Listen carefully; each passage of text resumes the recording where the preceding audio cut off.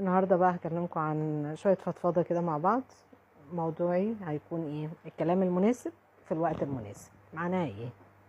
يعني انا لما عاوز اتكلم مع حد في موضوع ما اجيش اختار وقت هو مثلا متعصب فيه او متضايق فيه. يعني مثلا على سبيل المثال، لو واحده عايزه تتكلم مع جوزها في حاجه متضايقه منه فيها، ما تستناهوش بقى اول ما يرجع من الشغل والراجل جاي تعبان وجاي مهموم وجاي مثلا الدنيا حر ومواصلات او سايق العربيه طول الطريق وعايز يطلع بس يا دوب يشم نفسه.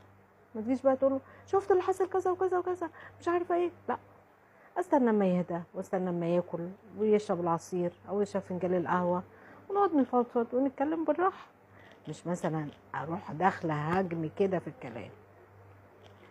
مثلا انا وصاحبتي في الشغل حصل بينا مشكله او حصل بينا ضيقه او كلام، ما جيش في نفس الوقت كده نرد كده على بعض او نتحمق. لا، اسيبها ما تهدى خالص وطلع اللي جواها وبعدها ارجع اعاتبها.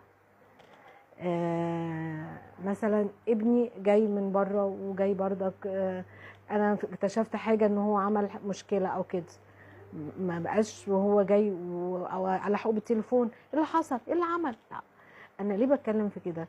لاني انا لو انا اتكلمت كلام في وقت مش مناسب هضيع حقي، او انا الحاجه المعلومه اللي انا عايزه اوصلها للي قدامي كده انا كده خلاص حقي فيها راح. لكن لما انا هتكلم في وقت مناسب هقدر اوصل الكلام المناسب. هي دي كانت نصيحتي النهارده، ويا رب ان انا اكون افدتكم ودايما يكون بالنا طويل على بعض ونحاول نهون على بعض، ما نحاولش نصعب الدنيا على بعض، لان احنا محتاجين نطبطب على بعض. باي باي.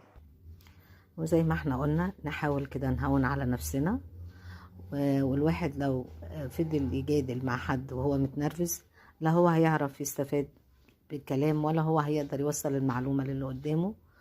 ونصبر لو حد متنرفز، نصبر ونشوفه كده، نحاول نمتص غضبه، نحاول ان احنا نكون بالنا طويل. انا عارفة ضغوط الحياة بقت صعبة، بس احنا اللي في ايدينا نكبر المشكلة واحنا اللي في ايدينا نصغر المشكلة ونحاول نعدي يومنا. الامور مش مستاهلة.